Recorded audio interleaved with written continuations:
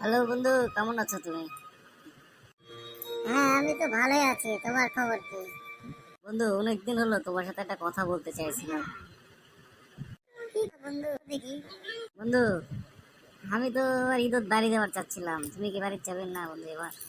মনে বড় ইচ্ছা ছিল বাড়ির যাওয়ার রে বন্ধু, কিন্তু জীবনটা তো খান খান হয়ে গেছে রে। তোরে আমি কি কম আর দুঃখের কথা বন্ধু।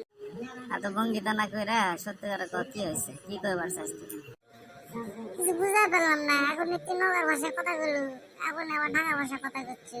কিছুই তো বুঝা পারছি না। আঞ্চলিক ভাষায় কথা কো বন্ধু, ভালো লাগবি। তুই কি কইবার চাস? তুই যে ভাষা কইলি এটা কি নগর ভাষা ছিল নাকি রে বন্ধু? বগুড়া ভাষা কছু কে?